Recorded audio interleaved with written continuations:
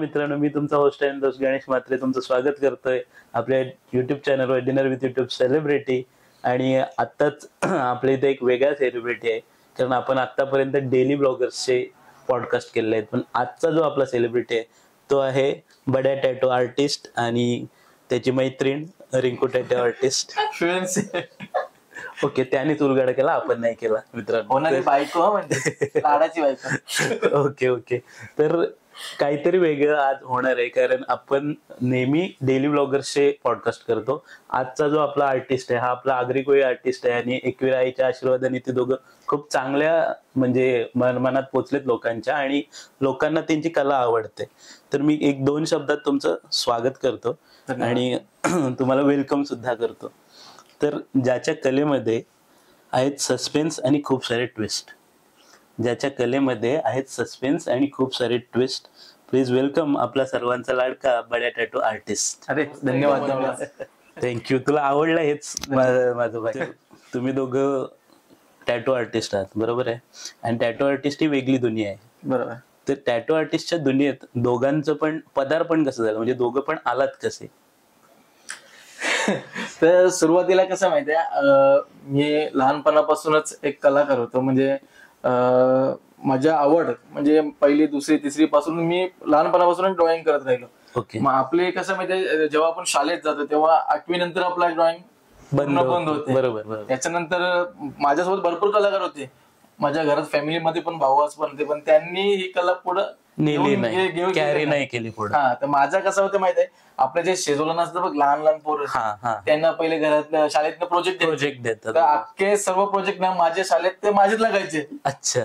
म्हणजे कोणाचे पण असू देत, माझ्या शेजोलात असले ना, गावात पण असतील पोरं, ती डायरेक्ट माझ्या दादा हे करून दे ते करून. मग ती कला आहे ना, ती माझ्यात कंटिन्यू राहिली. म्हणजे 9वी 10वी 11वी पर्यंत ती कंटिन्यू राहिली.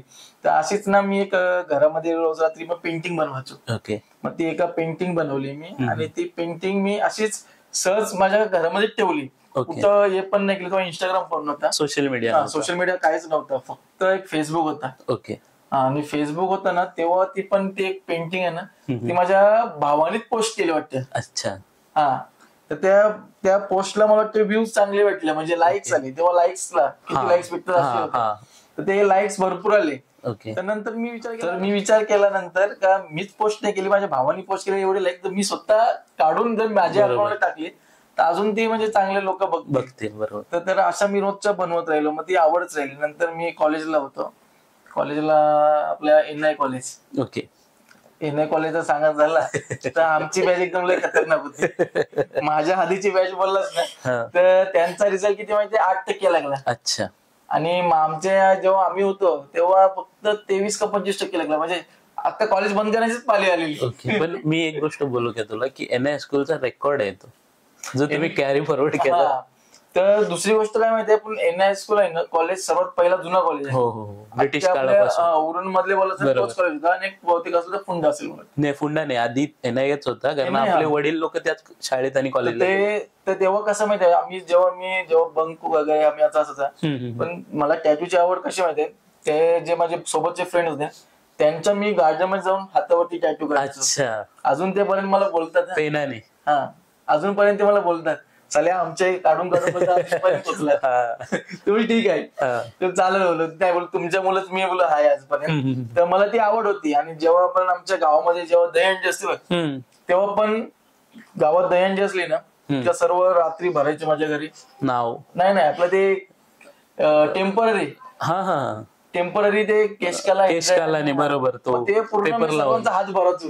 मग ती आवड ना कंटिन्यू राहिली. मग त्याच्यानंतर मी विचार नव्हता केला टॅटू आर्टिस्टचा, असं काही माझ्या मनात प्लॅनिंग नव्हती.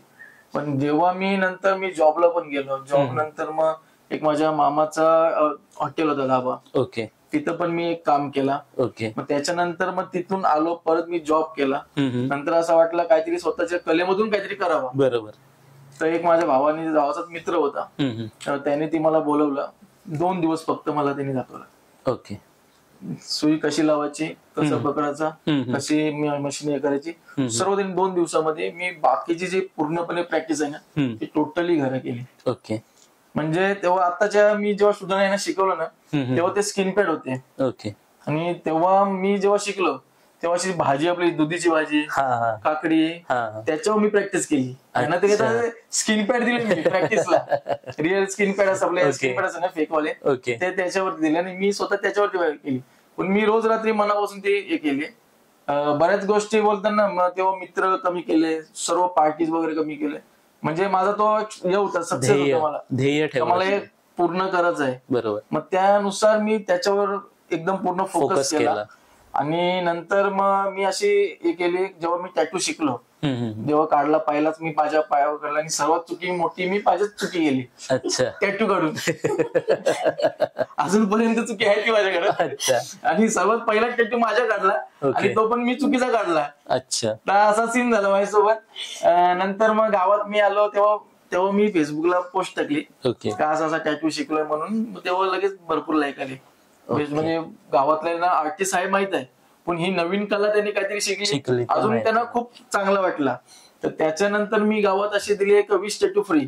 म्हणजे मला म्हणजे कसे येतात रिझल्ट डायरेक्ट तर मी कोणच्याकडनं हे करू शकत. तर मी नंतर 20 टॅटू माझ्या घरीच काढली. घरी काढले आणि त्याच्यानंतर घरी चांगले चांगले रिझल्ट यायला लागले. काही लोकांचे एकदम फेल पण झाले, पण ठीक आहे. मग नंतर ना मी इथं भाडवत्री राहत होते या रूम मध्ये. तेव्हा अशी साधीच रूम होती. माझ्याकडे सर्व फोटो टोटल व्हिडिओ सर्व होते. पण इथं भाडवत्री राहते ते नेमकी ते सोडून गेलेले. तर मग नंतर आमची आजीच आहे, तिने विचारलं का असं मला मी शिकलोय, मला इथं करायचं आहे. मग ते बोलले ठीक आहे, तू करत असेल तर करून घे. तेव्हा मी एक टेबल, 2 घरात खुर्च्या आणल्या, तो पण एक जेवणाचा टेबल आणला. आणि ही कशा ते गादी आहे हात ठेवायला, ती गादी ना आपली ती झोपाची गादी असते ना, ती घेतली, त्याला प्लास्टिक लावून ती ठेवली. तेव्हा आपला हे नव्हतं, इन्कम होऊन होता काय नव्हतं, फक्त एक शून्यातून आपण चालू केला. बरोबर. तर त्यासाठी ना मी ते चालू केला. तर पहिला गिऱ्हाईक कोण आपल्याला पैशासाठी. बरोबर. बोनी कोणाची, तर पहिली आईची आईस. आता इंटरेस्टिंग स्टोरी, आता सांगते बघा, ती आता माझ्यासाठी सासू झाली. पण यांची पहिली आई झाली टॅटू काढायला. तिने टॅटू काढत होतो तेव्हाच मला ती फक्त एवढीच बोललेली का माझी मुलगी म्हणजे ड्रॉइंग करते. ते माझ्या फक्त मनात राहिला होता का हिची मुलगी ड्रॉइंगची आवड आहे. तर ते फक्त एक मनात राहिला होता. जेव्हा टॅटू काढून गेलो तेव्हा पहिला टॅटू काढला, पहिली माझी बोनी झाली ती. माझ्या आयुष्यातली पहिली बोनी. असा माझा प्रवास होता. म्हणजे मी एक गोष्ट बोलू त्याच्यात की जी तुझ्या पहिल्या हातात लक्ष्मी आली त्या लक्ष्मीकडूनच आली. बरोबर, एकदम बरोबर. आणि दुसरी गोष्ट की असा कुठला टॅटू काढला ज्याने एवढा इम्प्रेस करून ठेवला? इम्प्रेस असा काही गोष्ट नाही, फक्त एक आपण ना, मला आवड होती का माझी जी लाईफ पार्टनर आहे ना ती मला साथ देणारी पाहिजे माझ्या कलेमध्ये. बरोबर. त्यासाठी मी ती जेव्हा आमचा बोलणं चालू झालं ना तेव्हा तिला मी पहिला जास्त याच्यावरच फोकस केला का तू ड्रॉइंग शिकून कामावर नाही, तू ड्रॉइंग शिकून घे. अफेअर चालू व्हायच्या आधी पहिली मी ड्रॉइंग शिकून घेतली तिला. घरी पण माहित नव्हतं, पण गपचूप येत होती गल्लीतून. एक दिवस आजीने पकडली, काय कोणची आजीला माहित नाही. पहिली जास्त इन्व्हॉल्व नसतं कोणच्यात. ओके. म्हणजे ती पण कोळी की आगरी? कोळीच आपली आमची. अच्छा, गावातलीच आहे. अच्छा. फक्त तेव्हा मग ती ड्रॉइंग क्लास करायचो मी, म्हणजे तिला काय पूर्ण ड्रॉइंग करून घेतली. ओके. म्हणजे तुझी सुरुवात इकडूनच झाली. सर हेच आहेत. गुरुपौर्णिमेला चांगली गोष्ट आहे. म्हणजे याच्यात एवढंच मी बोलेन की जसं डॉक्टर बोलतो की माझी वाईफ डॉक्टर पाहिजे, तसं तू एक चांगला हे देतलास लोकांना मेसेज की आपण एक कलाकार आहोत तर आपली वाईफ सुद्धा कलाकार असली पाहिजे, साथ देणारी पाहिजे आपल्या त्या व्यवसायात. बरोबर. तर आता तू प्रोफेशनल टॅटू आर्टिस्ट आहे, तर ती सुरुवात कुठून केलीस तू? प्रोफेशनल टॅटू म्हणजे असं काही नाही, मी टॅटूची सुरुवात आहे ना आपल्या साधेपणानेच केली.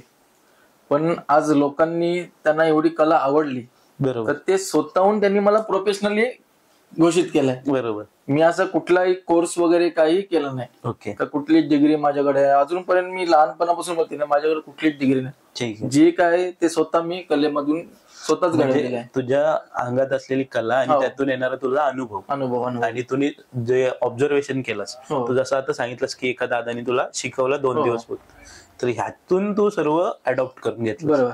आणि मग तिला शिकवलं नंतर, आणि मग तिची सुरुवात मला विचारायची की आता तू पण प्रोफेशनल टॅटू काढतेस की सध्या ट्रेनिंग? नाही, काढते पण जास्त पोर्ट्रेट वगैरे असे मध्ये तोच करते. ओके, ठीक आहे. फक्त आपले नॉर्मल बेसिक असतात ना, बेसिक तेच स्टॅच्यू करते. देतो फक्त तिला. म्हणजे सुरुवात आहे इथं. हा, ओके ओके. आता एक महत्वाचा म्हणजे प्रश्नच महत्वाचा आहे, जो तुझे सारे जे सबस्क्रायबर आहेत 1 लाखाच्या वरती, आणि मला खूप अभिमान होतो हे सांगताना की आमच्या विभागातला एक मुलगा ज्याचे 1 लाख सबस्क्रायबर्स आहेत, ते पण त्याच्या कलेवर. ठीक आहे. तर त्याच तुम्ही एक कला नवीन सुरू केलीस, ब्लड स्केचेस, आणि त्याला खूप असं प्रोत्साहन आहे आणि खूप लोकांना आवडते आणि खूप लोक तुझ्याकडे येत आहेत ते करण्यासाठी. तर त्याबद्दल सांग की ती आयडिया कशी सुचली? ब्लड स्केचची आयडिया कशी माहितीये, एवढी काय म्हणजे अशी म्हणत नव्हते. एक माझ्या माझ्याकडे अनोळखी माणूस आला. ओके. त्यांनी सांगितलं की दादा असं असं बनवायचंय. मीच स्वतः शॉक झालो. पेंटिंग आहे, वॉटर कलर पेंटिंग आहे, ओके, स्केच आहे, हे काय बोलू नवीन. हा. तर नाही बोलतो बनवायचे, असं बोलतो. त्यांनी माझ्यासाठी खूप काही केलंय. ओके. तर त्यासाठी त्याला एक फील झाला पाहिजे, तर त्यासाठी मला काहीतरी करायचं आहे. ओके. तर बोल की काय, मग ते ब्लड वगैरे, तर बोल तू घेऊन ये सर्व, मी तुला काय असेल ते बनवून दे. जेव्हा मी सुरुवातीला आला तो आणि त्यांनी ब्लड दिला माझ्याकडे, मी एवढं इरिटेट झालो ना. मी म्हणजे असं इरिटेट झालो काय बोलू ब्लड. आणि जेव्हा आला तेव्हा मी 2-3 मास्क असे लावले, पूर्ण 2 ग्लोव्ह घातले. म्हणजे पहिल्यांदाच ते ब्लड पासून आपण हे करतो, आपण घाबरलो. तर तेव्हा असंच काढला. नंतर मी रेडी करून पण दिला, पण तो एवढा लोकांना आवडला ना, आज त्याला खूप म्हणजे खूप डिमांड झाला त्याला. नाही, पण मी पण जेव्हा पहिल्यांदा बघितलं ना की तू ब्लडने काहीतरी बनवलं, तेव्हा मी पण स्वतः शॉक झालो. कारण आपण रील्स कंटिन्यू बघत असतो, सोशल मीडियावर इव्हन व्हिडिओज बघत असतो आर्टिस्ट लोकांच्या. तर हे काहीतरी नवीन दिसलं आणि तू केलं, ह्याचा जास्त अभिमान आहे. नक्कीच नक्कीच. मला तर म्हणजे पहिल्यांदा येत आला, पण नंतर मी जेव्हा कपल्स लोकांसाठी मी विचार केला ना त्याच्यावरती, माइंड मध्ये कपल्स लोकांसाठी खूप चालला. लोकांना तेच पाहिजे असते, आणि मला गरजेवर व्यवसाय करायला खूप आवडते. बरोबर, लोकांच्या. पण ती एक असं कपल्स लोकांना काहीतरी नवीन सुद्धा असतं. आता आपल्या बॉयफ्रेंडचा असू दे, बर्थडे कोणचा करतो, आपण आपले मित्रांना विचारतो तू काय देणार आहेस, काय गिफ्ट द्यायचा विचार करतात. आणि हे कसं युनिक आहे, युनिक स्पेशल पण आहे. अरे याच्यामध्ये काय माहितीये, भले भले लपडे बघले तुम्ही. गेली वेळी रील्स पण बनवली त्याच्यावरती, मेसेज पण टाकला.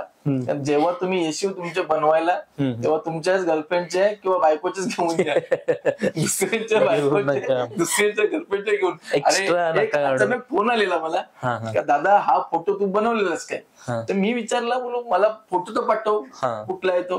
तर त्यांनी मला फोटो पाठवला. तर मी बोललो हा माझ्याकडे बनवला. ऍक्च्युअली माझ्याकडे नव्हताच बनवला, पण त्यांना सांगितलं हा माझ्याकडे बनवला नाही. आणि जर माझ्याकडे बनवलं असेल ना, तर माझ्या त्याच्या पाठी लोगो असेल. बरोबर, मी लोगो आर्टिस्ट ते बोलतो नाही आहे. मग ते बोलून माझ्याकडे बनवलं नाही. बिचारा 2 दिवस झाला असेल जेवला नसेल, विचार असेल कोणी दिला कोणी, म्हणून मी त्याच्यावर रील्स पण बनवली. ओके, असा विषय झाला. Okay okay.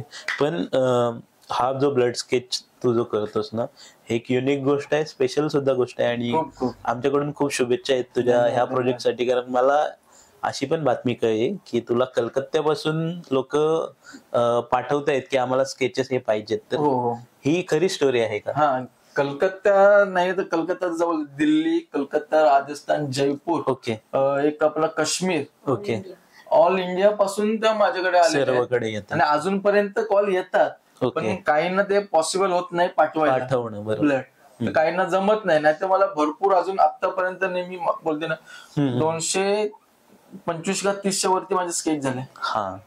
आताच फक्त 2 ते 3 महिन्यात मी तेवढे कव्हर केले. ओके, म्हणून तू एवढा बिझी होतास, आमच्याकडे यायला एवढा टाइम लावला.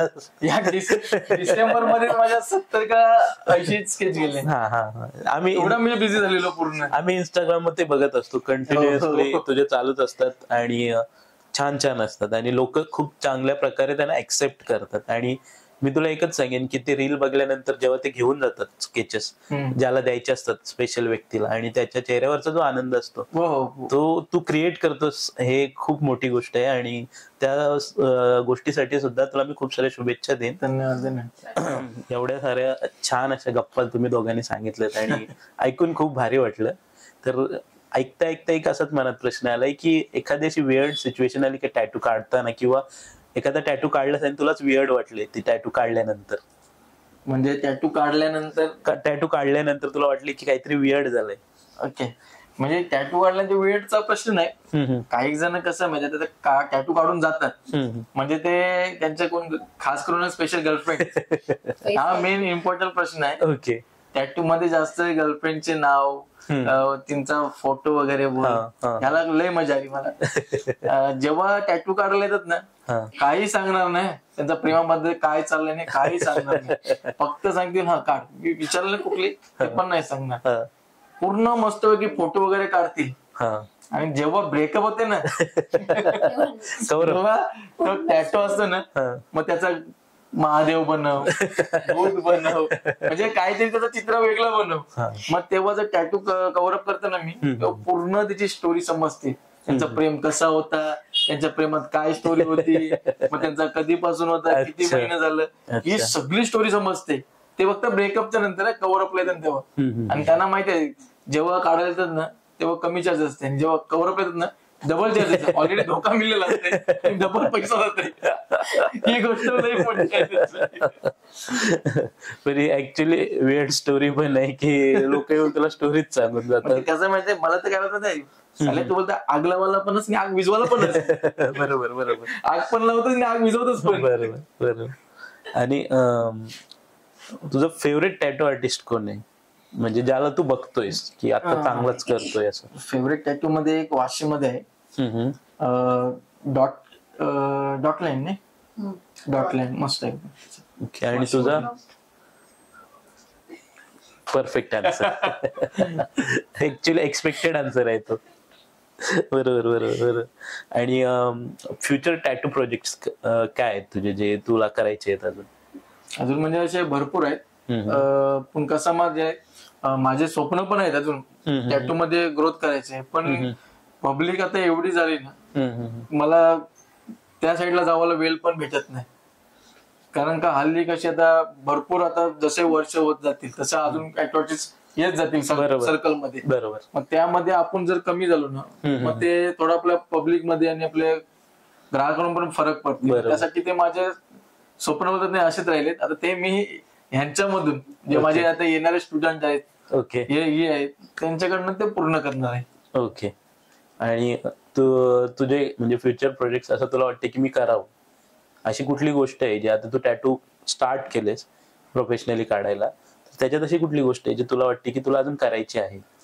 अजून प्रोफेशनल बनायचं आहे, पण त्यांनी जे शिकवलेलं आहे ना त्याच्यामुळे जाम म्हणजे एक्सेप्ट पण नव्हता माझा एवढा हे होईल काय नाव.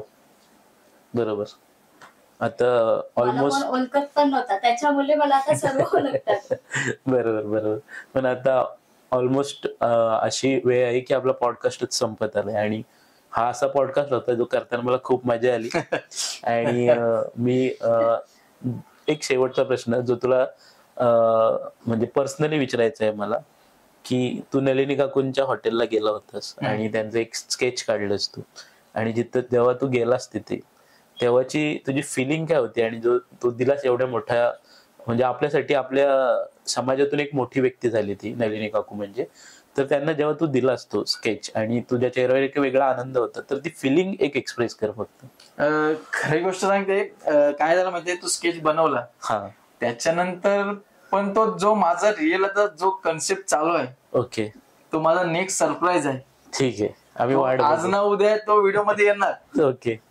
खरंच मला नंतर ती आयडिया आली, पण ती जो आता माझा रेग्युलर कन्सेप्ट चालू आहे ब्लड स्केच, त्या रिलेटेड तिला द्यायचा होता.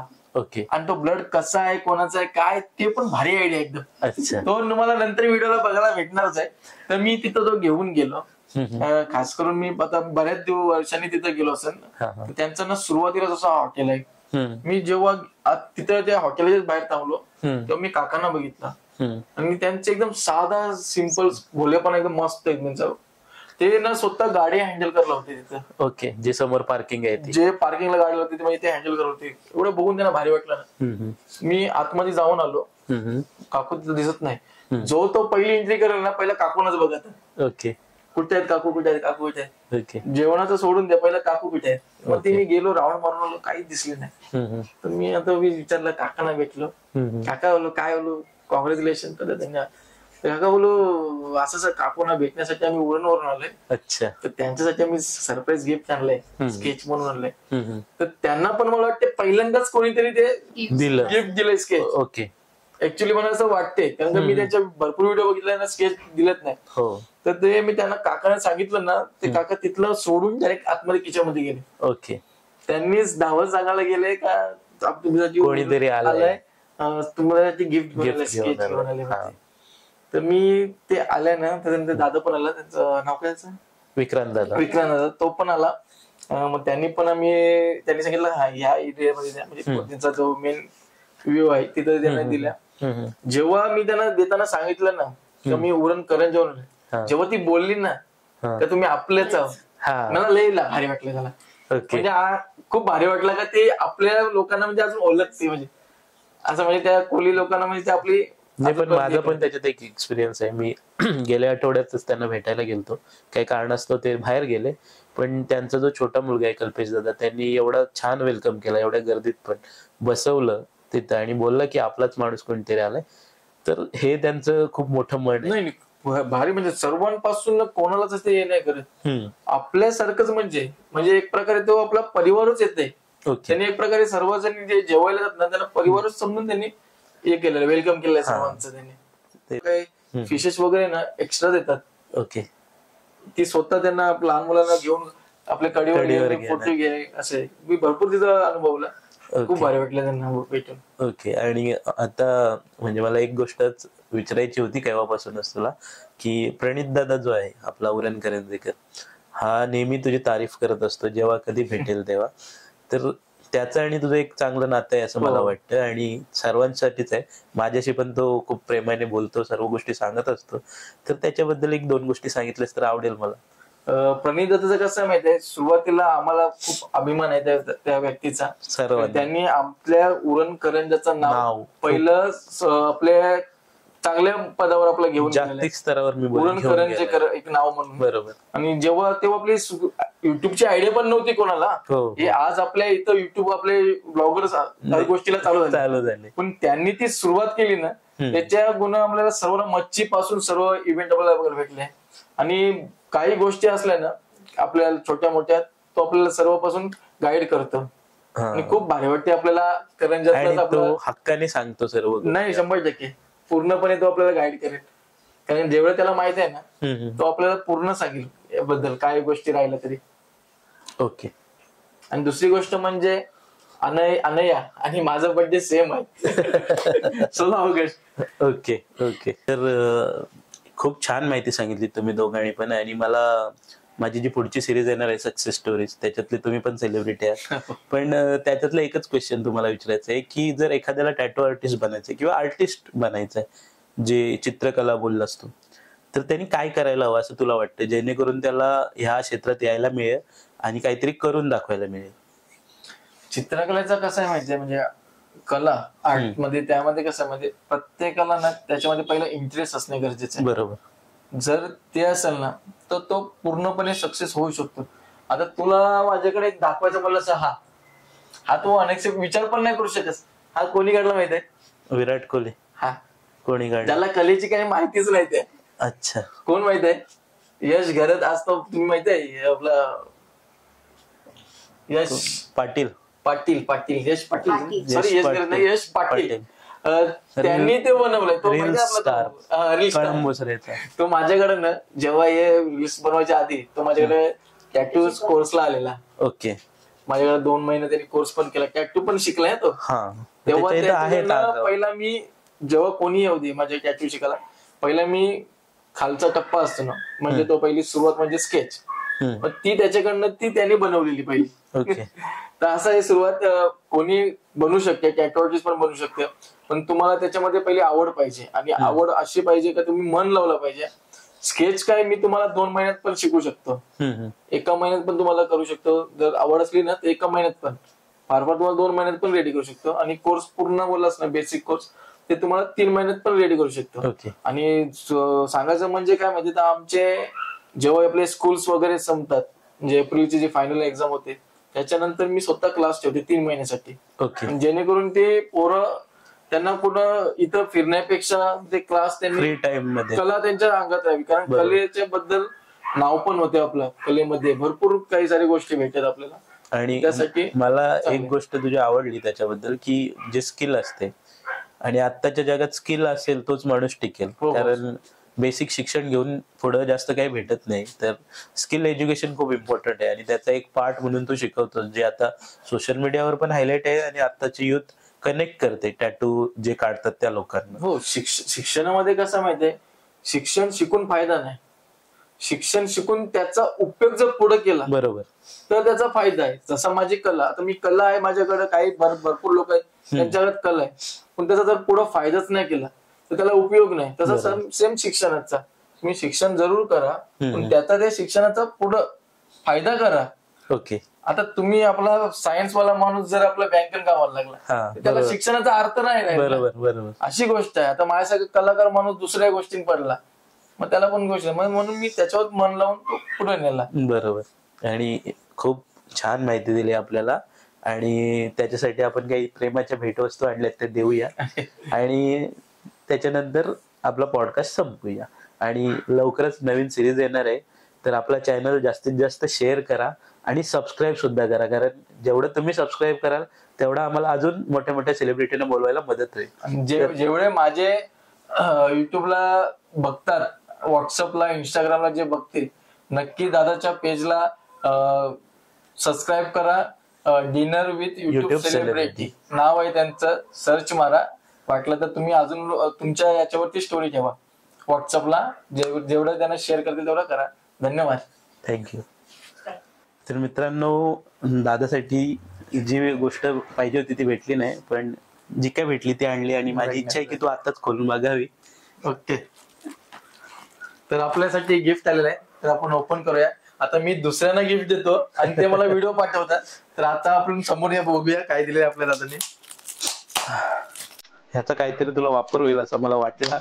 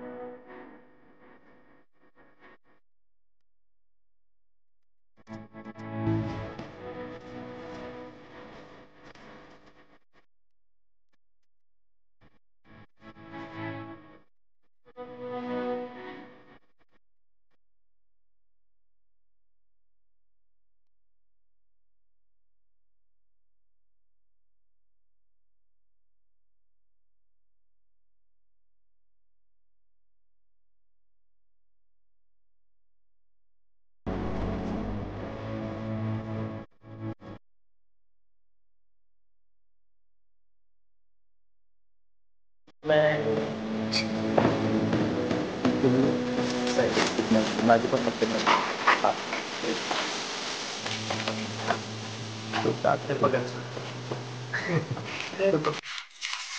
चाय पिवायला आपल्याला झालेलं आहे. म्हणजे संसाराची सुरुवात इथूनच मला होते. धन्यवाद दादा. ठीक आहे. भरपूर गिफ्ट दिले तर मला. आणि आपल्या टॅटू आर्टिस्टवर असंच प्रेम करा आणि आमच्या चॅनलला जास्तीत जास्त सबस्क्राईब करा. नक्की. धन्यवाद. धन्यवाद.